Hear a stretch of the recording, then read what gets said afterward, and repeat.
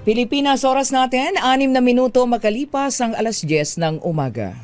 Dahil hindi tumitigil sa pagkayod ang mga manggagawa, tuloy din ang ECC sa proteksyon sa mga manggagawang nagkasakit o naaksidente ng dahil sa trabaho.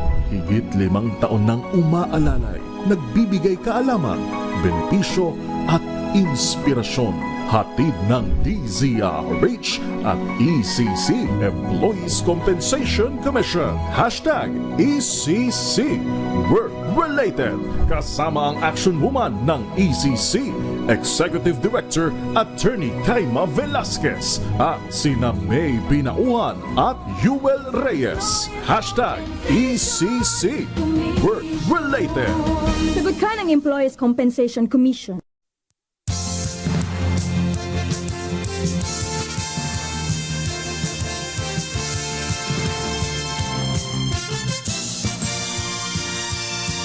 Magandang umaga. Hindi na maulan. Uminit na rin sa wakas. Ngayon pong Happy Wednesday morning, Luzon, Visayas, Mindanao. Kumusta na po tayo? Ayan, sana medyo nakapaglaban na tayo at nakapagbilad ha ng ating mga sampay. Matagal-tagal din yung ulan. Anyway, ngayon po ay Happy Wednesday morning tayo. Ika-30 na tayo sa buwan ng Hulyo. It's July 30, 2025. Ang bilis ng araw. Isang araw na lang, August na. O di ba? Pero syempre, naririto pa rin po tayo at nagbabalik ang ating #ECC Work-Related. Hatid pa rin po sa inyo ng Employees Compensation Commission. Ako pa rin po inyong Wonder Woman, May Binauhan, at ngayong pong umagang ito, minus muna ang ating idikay. Ang ating Executive Director, Idikay Velasquez, at makakasama muna natin ngayon ang Chief po ng ECC Information and Public Assistance Division. Walang iba kundi si Miss Cecile Maulyon. Good morning, Miss Cecile. Ayan ka na. Hindi ka na behind the scene. Good morning. Yes, magandang araw din, Miss May.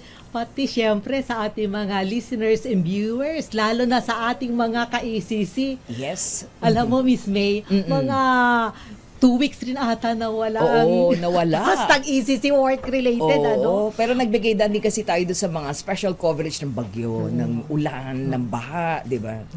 Kaya gusto namin, sana safe pa rin ang ating mga #ECC work-related. Yes. Lalo-lalo na yung ating mga manggagawa. Tama na ka kahit dyan. na merong bagyo, merong mga habagat, may baha, tuloy-tuloy pa rin yung kanilang pagtatrabaho. At tuloy-tuloy ang buhay, di ba? Although yung iba hindi nakakapasok, nasususpend yung trabaho, syempre para sa safety naman ng lahat yun, di ba, Miss Cecile? Kaya anyway, tayo po ay saludo sa ating mga manggagawa, no? Mga ka-ECC. Dahil sabi nga natin, lalong-lalo na yung ating mga uniform personnel, no? Dito pong panahon ng ating pinagdaanan, yung disaster ng baha.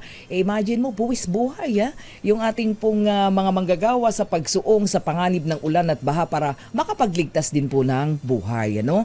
Yung ating mga kababayan na naapektuhan po ng bagyo, ng habagat. Ayan. So para po sa kalaman ng ating mga listener ngayon at ating mga manonood, Ma'am Cecile, lalo tuloy-tuloy pa rin ang pag-ulan. Pasok ba?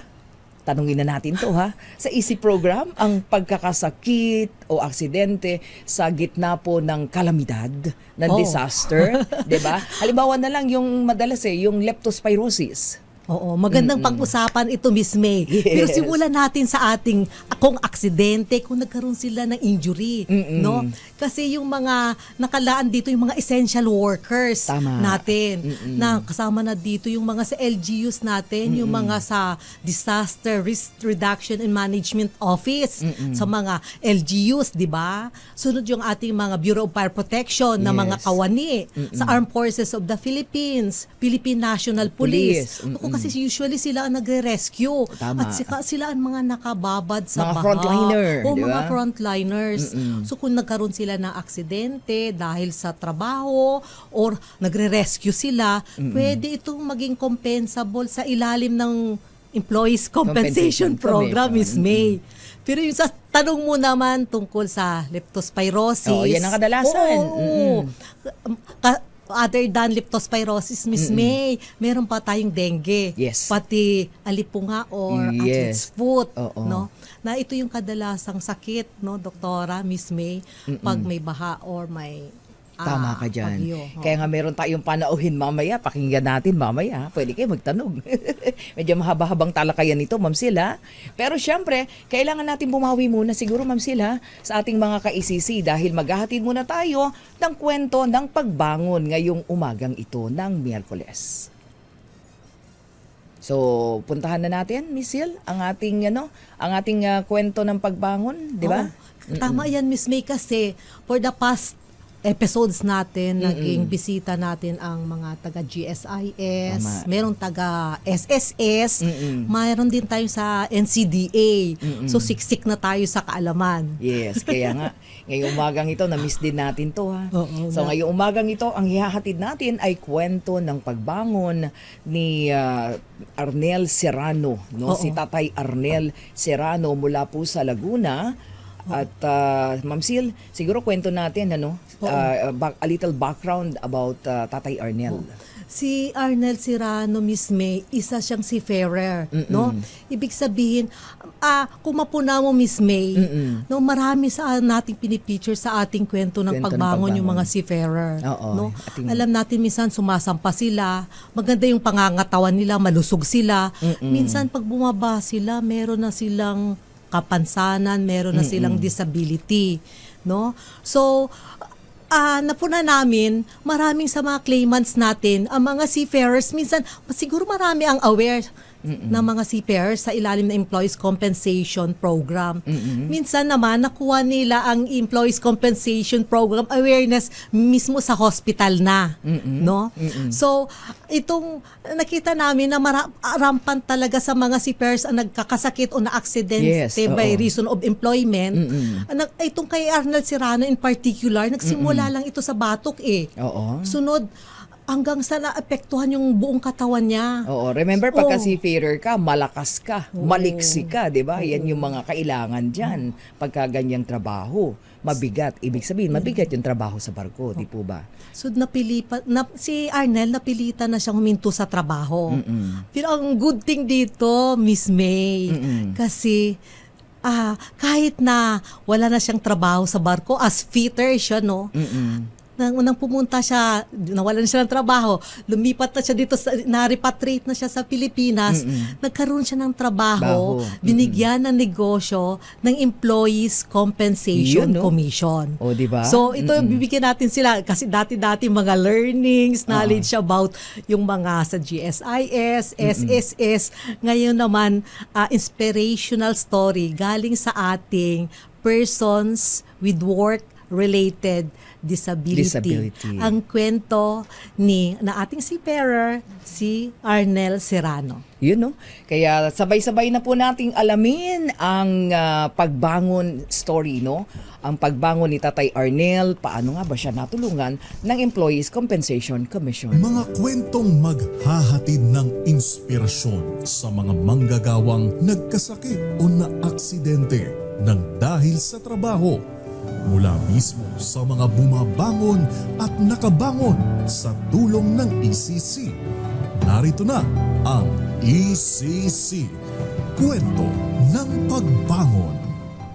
Hindi na ako makakabalik ng makakasampa sa kalagayan ko. Pero hindi ko pa naisip, dumating sa isip ko yun. Anong kababuhay namin? Ang iniisip ko, baka sakali gumaling pa ako ng lubos. Ako po si Arnel Serrano. Ang trabaho ko po sa position ko po sa barko ay San Peter sa engine and deck department po. Nangyari po itong insidente ito nung nasa ilalim po ako sa tawag nila Sintena na nandun po yung mga pipe layings ng mga barko. Ngayon po, ang position po doon ay bahala ka na kung paano mo gagawin. Basta maano lang yung trabaho mo magawa.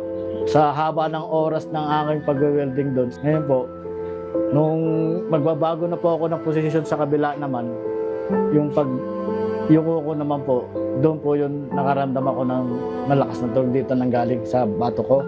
Nung nangyari yun, di ko naman po ininda kasi po maaaring lumubog kami o pag hindi namin natapos yung trabaho. Nung mga sumunod na araw naman po, naramdaman ko na sumasakit na yung dito ko, hirap na ako makatulog ng nakaganon, naka-flat, saka nakatagilid. Hanggang sa naramdaman ko sa araw-araw, pag nagtrabaho ako, naninigas na yung kamay ko, tapos hindi ako makagrip ng mga tools. Saka tuwing maghuhugas po kami ng kamay ng tubig sa break time, ang pakiramdam ko pag nababasa tong aking mga kamay, yung balat ko ang kapal-kapal. Tapos hindi na rin po ako yung makalakad ng ayos. Naglalakad po ako, bigla na lang bumibigay yung dalawang tuhod kong gumagano na lang, tumitiklop. Nang nangyari yun, inabiso ko na agad po sa asawa ko na ito na yung nararamdaman ko, hindi na to biro. That time, sabi niya sa akin, parang makakauwi yata ako. Sabi, naiiyak na siya. Paano na yan? Deep in my heart na nag-alala rin ako. Kasi syempre wala na kaming pang tustos. Ngayon, sabi ko, mas importante ang health. So, mag-report ka sa kapitan para mabigyan ka na dyan ng initial medication. Tinanong ko po yung doktor na possibly na pwede hindi ako uuwi. Ang sabi sa akin, you better go home, seek medical attention immediately. Sinundo po ako ng dalawa kong anak sa airport. Nakita na, yun po, naipsan lang yung pakiramdam ko nung nakita ko yung dalawang anak ko. Sabi, kaya ko pa to. Pero hindi ko ito nakita sa kanila. Sabi ng doktor, ora mismo or immediately operahan siya kasi kung paabutan pa natin ng a week, baka mamatay na siya. 3 main vein ang naipit sa akin. Sa cervical, dito, saka dito sa lumbar, 3 rin. Yun po ang talagang cause ng pagiging disabled ko na maglakad. Noong po after ng operation ko, hanggang sa medyo nakakalakad na ako na nakatungkod, nung pumunta po kami sa SS na magpapail ng sickness benefit sa Makati branch ng SSS, may lumapit po sa amin na seaman din na hindi ko naman siya kilala. Ang sabi niya sa akin po, "Sir, nagpunta ka na ba ng ECC?" Sabi ko, "Ano yung ECC?" "Ano yun po yun? ECC, Employee Compensation Commission po." Ang una namin pinilapan yung cash assistance daw ibibigay sa kanya. Ang saya namin dahil kahit paano ang laking tulong ng 10,000 para sa amin. Talagang kinatnap po ng agency ko yung therapy ko, yung treatment ko, na wala na stop na, wala na po akong magiging pera o tawag sahod. Sakto naman po na dumating yung benefits ng sickness benefits sa ECC. Yun po kung pera na yun doon po napunta sa mga anak ko, saka sa pagkain namin, saka sa gamot ko. Nag-grant ko naman po yung binigay sa akin ng ECC na therapy. Tapos sabi nila, "Huwag kang mag-alala sir, huwag kang mag-alala sa gastos, i-refund namin yung pamasahe mo, mayroon ka pang pagkain." 12 session po binigay sa akin ng ECC. Isa pa pong benepisyo na nakuha ko yung pangkabuhayan ng program ng ECC. Umatid po ako ng training kung paano magsimula o anong magiging problema. Ang napili ko pong gawing negosyo motor shop na tingin ko naman, kaya ko rin naman kasi yun din naman ang ginagawa ko sa barko, magkumpuni na isang mekaniko. Ang pinangalan po namin dito, Brooks Motor Shop, spare parts and services. Nagpapasalamat po muli ako sa ECC na magkaroon ng sariling negosyo po. Sa tulad kong hindi na makakasampa pang muli, ito na po yung sunod na pagkakakitaan natin po. Maraming salamat po muli. Ako po si Arnel Serrano, dating seafarer, na aksidente ng dahil sa trabaho. Motor shop owner na ngayon, nakabangon sa tulong ng ECC.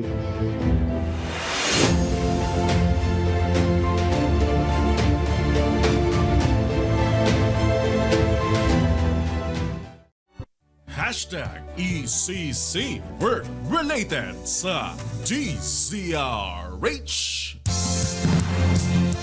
Yan po mga kaibigan sa ating mga nakikinig sa radyo at nanonood sa ating mga social media platform at sa television. Narinig niyo po ang kwento ng pagbangon ni Tatay Arnel. Ma'am Sil, nakita mo kanina, lungkot-lungkot niya, no? Tapos biglang, nung nandun na, ang mga tulong, ang saya na niya, parang walang parang walang naging problema. Pero Miss May, nanonood daw sa atin si Arnel ngayon. Ay, talaga? Arnel, Morning. gusto ka namin batiin. Oo. Ang daming naibigay kaya sa kanya, Miss May, ng Employees Yes. Compensation Commission.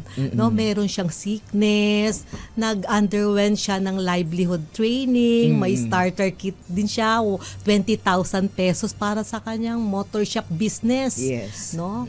Sunod, ang di natin dapat kalimutan, paano siya nakabalik para magkaroon ng trabaho. Ay yung kanyang physical therapy sessions. Yes. Yun ang malaking tulong para kay Arnel na bigay ng Employees Compensation Commission. Tama, no? Doon sa nangyari sa kanyang, ang tawag nito, yung naging problema sa kanyang physical, di ba? So natugunan ng ECC, tapos nabigyan ng pangkabuhayan. Ang gagawin na lang talaga ng mga ka-ECC natin sa ganyan is pagyamanin, yung naibigay ng ECC. Ay, ganda naman. Nakaka-inspire, So, ngayong umagang ito siguro, Miss Sil, bigyang daan muna natin yung ating easy question. No? Ano ang ating easy question for today, Wednesday? Nako, ang dami sa ating mga viewers and listeners nag-aantay nito, Miss May. So, ano yung question natin? Easy question. Easy wala talaga. pa tayong drum roll dyan. Oo, easy talaga. Easy. So, ito na yung ating easy question. Ano ang negosyo ngayon ni Arnel Serrano matapos tulungan ng ECC or Employees Compensation Commission? Yun, no? Easy Question. Yun ha, narinig yung ating easy question sa ating pong mga nanonood at nakikinig ngayon. Ang gagawin lamang po ninyo, i-comment ang inyong sagot sa ating comment section. Kasama po ang, syempre, huwag kalilimutan ang hashtag ECC Work Related at ang ating share badge. Napakahalaga po yan ha. Ang gagawin po ninyo, i-share ang ating live streaming at para dun sa inyo pong pagsali, no share badge, hindi po kayo mapipiling panalo.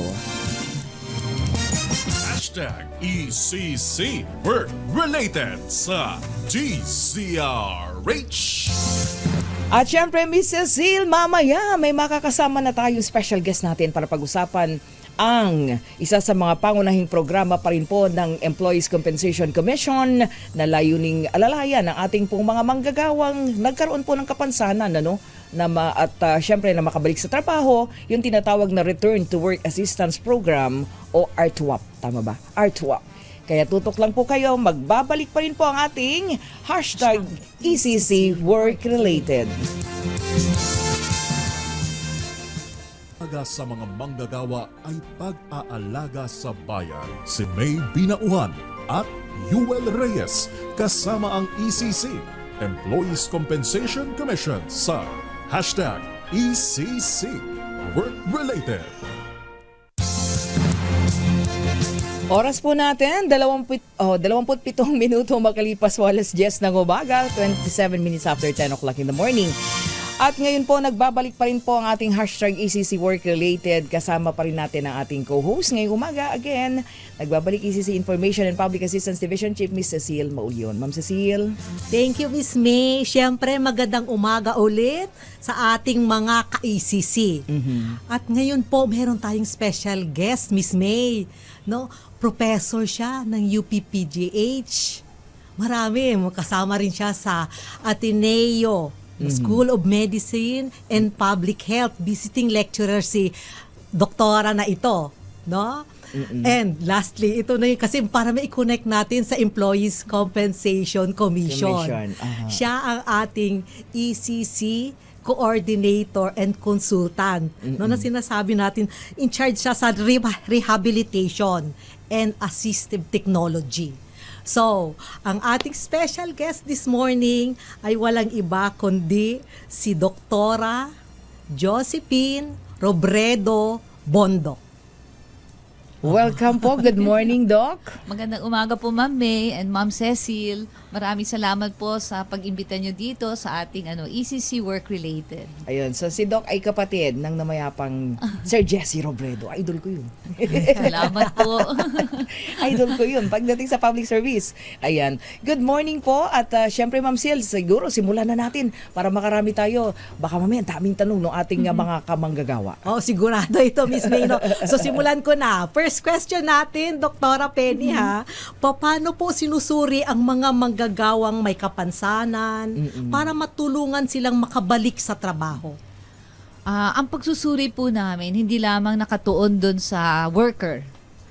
Importante po na ang pagsusuri ay kasama yung trabaho na ginagawa nila at kung saan po sila nagwo-work. So, yun po yung tinitingnan, no? Sa kadahilan ng titingnan po natin ano po ba ang function na nawala sa kanila o kung meron naman pong physical na problema, deformity o kakulangan sa parte ng katawan, ay ito ay ating ginagawa ng rehabilitasyon na aangkop sa environment na kung nasaan siya. So, bahay, trabaho, at patapos po nito ay sila ay ito-training para unang-una matuto silang mapangalagaan ang sarili. Nila. Opo, Oo. yung self-care nila. Might be nakalimutan nila no bago nangyari Yes, yun, no, opo, Doc? yung kanilang Madalas yun. feeding, paglakad. Mm-mm. At pagkatapos po nun, ay ating gagawin na po ang mga steps para ma-integrate po ulit sila sa komunidad, sa kanilang trabaho. So, pangkalahatan po talaga ang pagsusuring ginagawa. Yung worker mismo at kung ano ang kanyang babalikan. Ayun. Kaya pala doon sa mga kwento ng pagbangon natin, kita natin kung paano yung ginagawa na proseso. Lalo na pag na-injured, di ba? So, Doktora, kasama na rin yung mental health ng ating PWRD dito. Oo, definitely.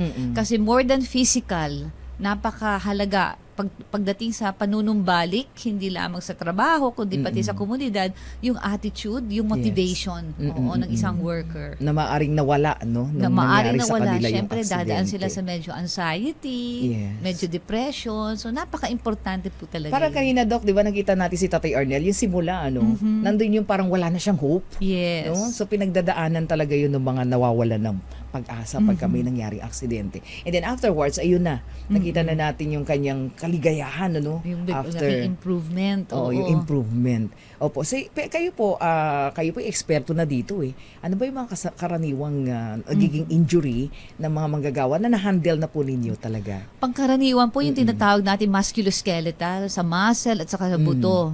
Dahil po marami sa kanila paulit-ulit yung trabahong ginagawa. Katulad po ng kwento ni Arnel, ang tagal niya na yung posisyon ng katawan niya ay ganoon. So talagang yung pong muscle niya, yung buto niya ay masyadong na-stress. So ang tawag po namin dyan either repetitive stress or cumulative trauma.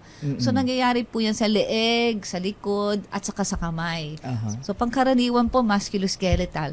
Ang nakikita rin po namin, yung pong mga napuputulan po ng kamay o ng paa, o kaya naman po napaparalyze o nawawala ng lakas.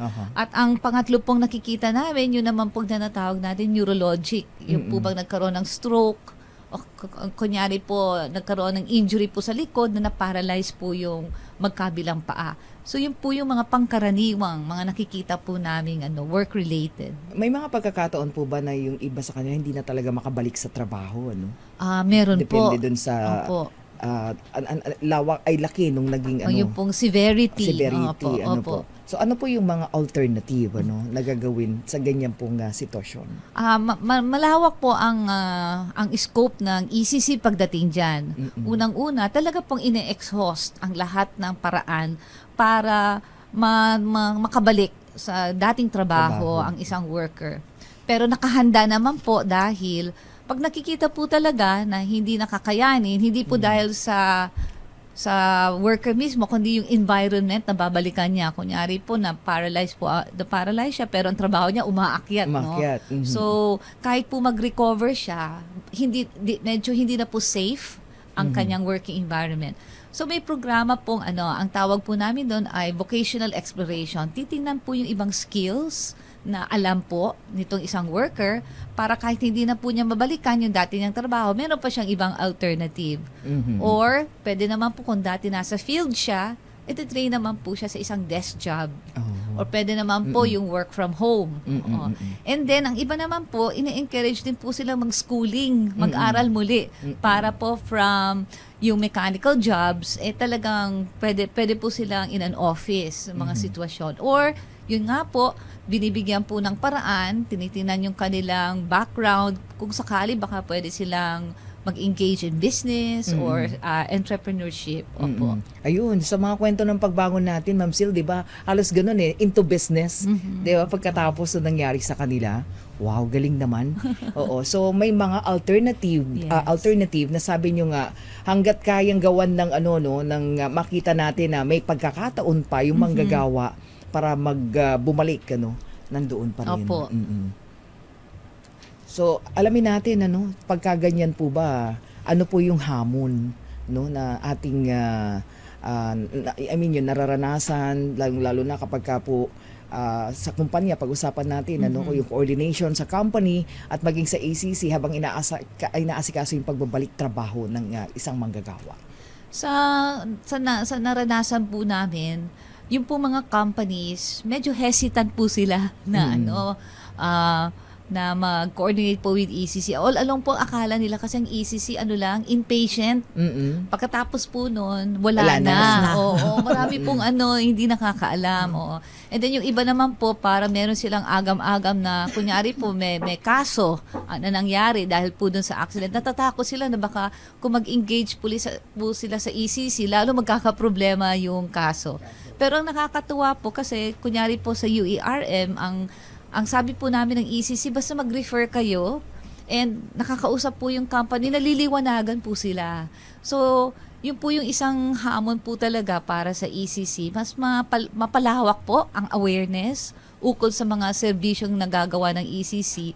Kasi rin po, kunyari po sa UERM, yung aming mga workers na pumupunta doon, mga taga-malayo po sila, may taga-Cavite, may taga-Valenzuela.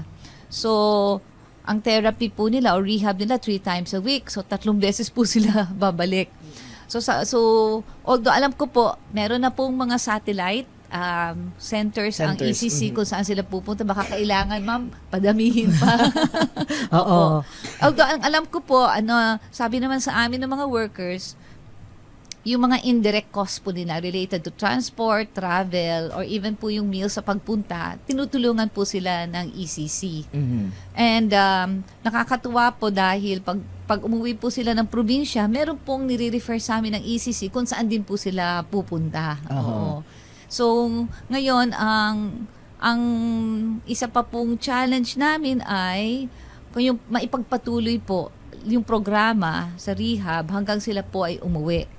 At sana po maipagpatuloy din ito na ma-apply po talaga doon sa kanilang pinagtatrabahuhan. So, ang hamon po ay paano po kaya natin mas mako-coordinate na talaga pong mako-connect kami na makapag-inspect po ng work venue para matingnan po talaga yung safety and functionality ng worker pag babalikan niya ito. Oo, sa bagay, napakahalaga po nun kasi babalik siya di ba, Yes, Doc? oo. O pagbalik niya, baka mamaya the same yung mangyari ulit sa kanya. Hindi pala na itama. Ano po? Ang isa pong maikwento ko lang, yung po mga nagtatrabaho sa call centers.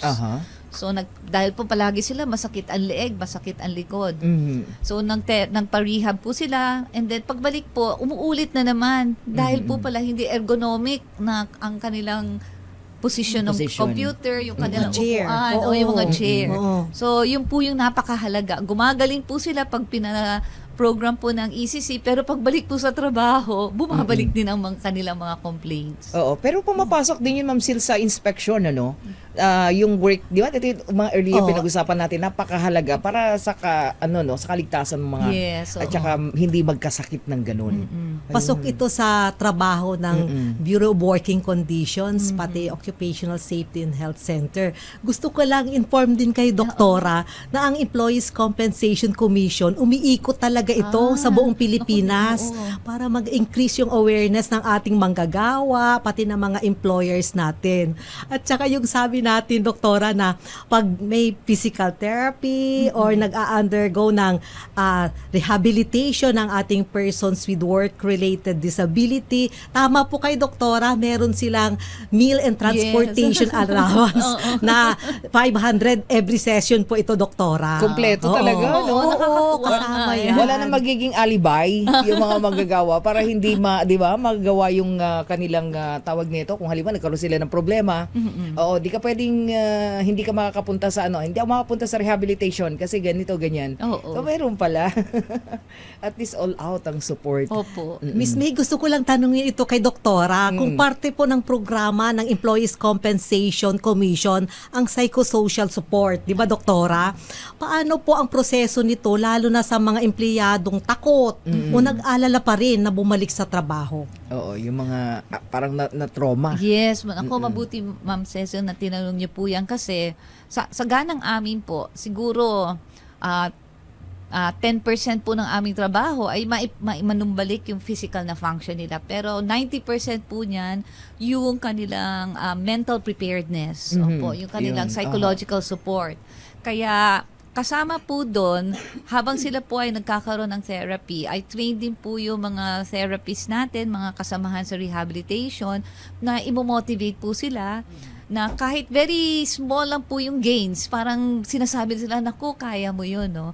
Kasi kahit po manumbalik na po ang lakas nila, pero pag wala po silang yung proper attitude, wala po, magiging dependent po talaga sila sa therapy. So yung psychosocial support po talaga, hindi lang on the part of ECC or sa amin pong parte, kung pati po din sa pamilya. So kasama po ang pamilya and caregivers din pagdating po sa rehabilitation. Ayun, so napakahalaga, no? I-connect ko na lang yung susunod nating doon, siguro para mas maintindihan ng ating mga manggagawa. Sa inyo pong pananaw, yung pinakamahalagang aspeto ng rehabilitation. Pag-usapan po natin para sa isang manggagawa. Like for example, na meron lang ang kapansanan, para nga sabi nga natin, makabalik sa lipunan, Yes. dun sa kanyang trabaho, sa kanyang mga kasamahan. Opo. Ang pinaka-importante pong aspeto ng rehabilitation ay yung pong leveling of expectations. Oo. Kasi karamihan din po sa mga nare-refer po ng ECC, sila po yung mga nag-undergo na po ng treatment in other areas o na-exhaust na po nila yung kanilang treatment. At para po bang nakita nila, ang tulong ng ECC, magkukure kami. O kaya talagang magiging fully functional. So, ang una po natin ginagawa, kasama po ang ECC coordinator, umuupo po tayo, sinasabi po namin sa pasyente, ganito ang iyong kalagayan, ito ang ating maximaling magagawa. At kung nasa punto naman po na talagang hindi na natin siya maibabalik how he was before the injury, sinasabi naman po namin kung ano po yung mga alternative options. Okay. And then, kasama na rin po doon yung tinutulungan po ng ECC makahanap ng ibang trabaho or yun po, mabigyan po ng financial support para makapag-start ng kanilang business. Pero lahat pong ito, kasama yung worker, pati po yung pamilya kasi ang laki po ng impact pag nagkakaroon ng injury or sakit ang worker dahil breadwinner po ito. Yes, oo. And then, grabe po ang hindi lang financial burden, physical burden po sa pamilya dahil kailangan po may isang tao sa pamilya na hindi magtrabaho para alagaan siya. Yes, Oo. oo. So, sa pamamagitan po nito, naiis po yung physical and financial burden. Kaya ganun kahalaga. So, but anyway, pinag-usapan na natin yung rehabilitation na Miss Cecil. Siguro puntahan natin yung tinatawag nating mga assistive devices, na magagamit ng ating mga manggagawa na nagkaroon ng kapansanan, yung tinatawag natin na pagbabalik ng kakayahan nila, after injuries. Yes. Oo, Ang laking pasasalamat namin, Ma'am Cecil, kasi maliban po sa PhilHealth, ECC lang po ang nagsusuporta ng assistive devices po ng ating workers. So, lalo na po yung medyo mahal, yung po mga prosthesis or artificial limbs. All out po sila. Yung mga braces po. Kasi yung pong amputee, yung putol ang paa, pag magka-prosthesis po sila, para silang katulad natin. In fact, may kilala po kami, Grab driver, naka-prosthesis po. So, yung po bang oportunidad nila, mas lumalawak at nagiging kasing tulad ng ating mga walang may kapansanan. Yung pong brace, no, napakahalaga po nito. Yung mga po nagkakaroon ng injury dahil nagbubuhat, nagtutulak. Pag may suot po sila ng brace, very safe and functional po ang paggawa nila na makakabalik din sila sa dati nilang trabaho. Yung iba naman po, yung mga nagwo-work po sa computer, no, nagkakaroon po sila ng tawag po nila, pinaka-common na nakikita namin, carpal tunnel, yung po Syndrome, nangingimay, oh. oo, yung Yes, kanilang oo. kamay. Pag suot na po nila yung mga brace sa kanilang kamay, nakakabalik po sila sa trabaho. So, hindi lang po ito sa mga may musculoskeletal, pati yung ating pong may visual impairment. Nagkaroon po kami ng pasyente from ECC na po siya, may kapansanan po siya sa mata. Nabibigyan din po sila yung white cane kung saan makakalakad po silang mag-isa na yun po ang nag-guide sa kanila. O yun rin pong may hearing impairment, nabibigyan po rin ng hearing aid. So marami po ngayon na may mga hearing impaired, nagtatrabaho po sila sa mga mall na store assistant. So ang laki po ng potential ng ating assistive technology. At very important din po sa bahay.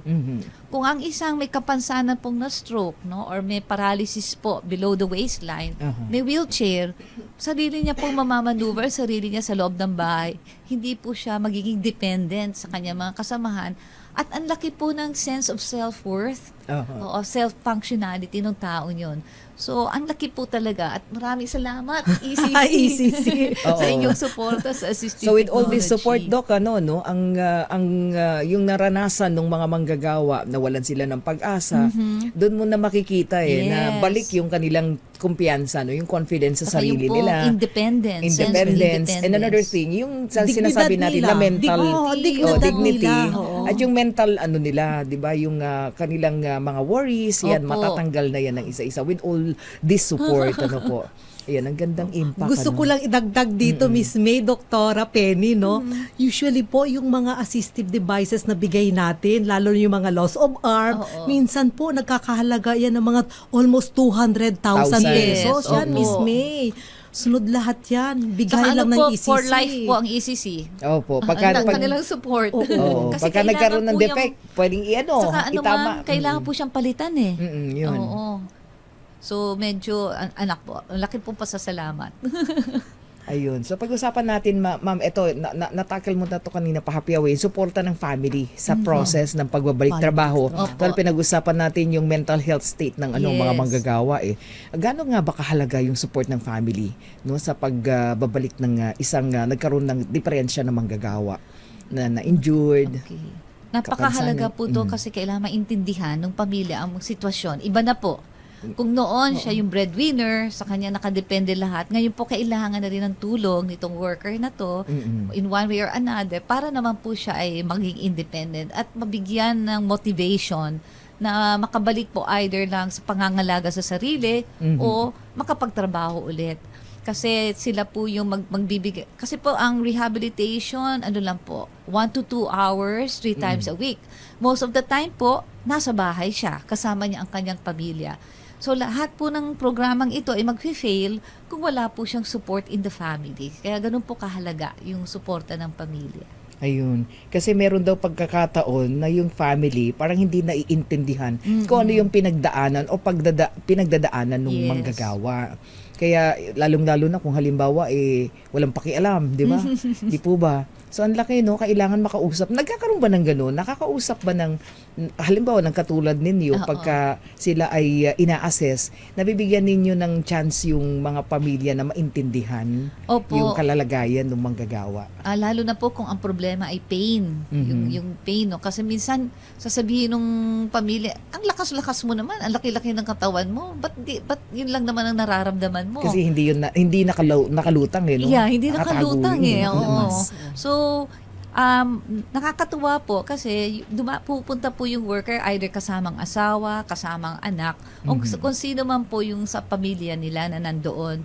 So, naririnig po nila yung assessment na ginagawa, naririnig po nila ano po yung mga limitasyon, at nalalaman po nila na kung anong tulong ang kailangan ng worker mula from the family. Oo.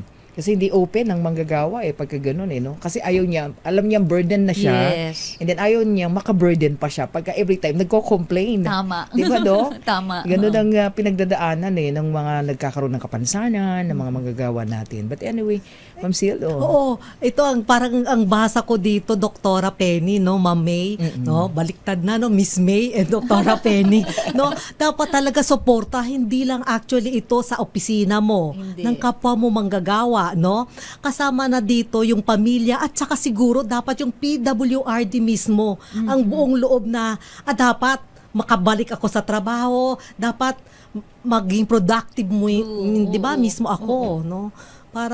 Parang buo ba? Buo, hindi buo. lang ikaw lang, hindi lang pamilya mo, dapat lahat tayo sama-sama na Hindi siya makabalik sa trabaho. fragmented, Oo, no? hindi siya fragmented. No, buo siya. Ayun, okay. So siguro lang natin, i-recap lang natin, Doc, ano yung mga talagang naitutulong ng ECC coming from you, ha? Sa mga manggagawa natin ganito, may mga sakit na injured, ano? Oo. So para mas maintindihan nila. Ang naitutulong po ng ECC, una ay yung assessment, proper assessment po. Kasi karaniwan po ang tinitingnan lang yung sakit. Hindi po tinitingnan yung consequences ng sakit sa function at kung ano magiging impact sa trabaho. Yan po yung isang aspeto na naibibigay ng ECC na hindi po pangkaraniwan na tinitingnan. Ang pangalawa po ay yung pong worker na talaga pong severe ang kanilang disability na hindi na po makakabalik sa trabaho ay nagkakaroon ng new opportunities, no? Kasi nabibigyan po sila ng alternative ways by which sila po ay magiging independent at kung saswertehin po ay magkakaroon pa ng ibang trabaho o kaya naman po mabibigyan ng financial assistance. At ang pangatlo po ay sa ECC po very holistic po ang Yes. approach. Oo, hindi lang po worker, kasama po ang pamilya, kasama ang employer, kasama ang working environment. At kung sino man po yung mga important people, no, na makaka-affect po doon sa functionality and safety ng worker. So very napakaganda po nito dahil marami pong ino-offer ang ECC na hindi po namin nakikita sa iba. Ang isa na po to yung assistive technology din. Oo, yun ang isa sa mahalaga pag may kapansanan Yes na po. po, ano? oo. Ang laking suporta talaga yan. Kaya wala nang hahanapin pa yung ating mga manggagawa. Although, syempre, merong nangyari sa kanila, the tragic, pero pagka nabigyan ng pagkakataon ng all-out support, doon bumabangon Opo. at bumabalik yung kanilang kumpiyansa. Oo. Yun. Ang ganda ng ating talakayan, Ma'am Sil. Oo. So, sa point na ngayon, Ma'am May, Miss May, Doktora Penny, pahingin naman ang mensahe ninyo sa ating mga listeners and viewers, lalo na po sa mga manggagawa na nagkasakit o na aksidente ng dahil sa trabaho. So, napakaganda po nitong puntong to. Ang akala po kasi ng marami, pag nagkaroon ka lang ng injury sa trabaho, tutulungan ka ng ECC. So, tinatawagan po namin lahat ng workers na kung kayo po ay magkaroon ng injury, going to work, at work, and going home from work, tutulungan po kayo ng ECC. Huwag po kayo mag-atubiling, lumapit po sa ECC dahil sila po ay talagang, ito po ang kanilang objetibo, makatulong po sa mga workers na may injury. Sa mga companies naman po, sana po ay makipag-coordinate tayo sa ECC dahil hindi lang po hanggang inpatient ang kanilang tulong. Ito rin po ay para sa outpatient. At higit sa lahat po, ang kanilang pong purpose ay safety and functionality ng inyong workers sa workplace. So, nananawagan po ako sa employers at saka sa mga workers na tulong-tulong po tayo makipag-ugnayan sa ECC. Ayun, tawang-tama yun. Doon sa sinabi kanina ni Tatay Arnel, di ba, Doc? Sabi daw nung kanyang employer, bahala ka na, basta magawa mo yung trabaho mo. Di ba? May ganun siya kanina eh. So at least yung mga diniscuss natin, hindi pwede yun. Hindi. Para sa kaligtasan natin mga manggagawa. Doc Penny, maraming salamat. Thank you very much Maraming po sa salamat. oras.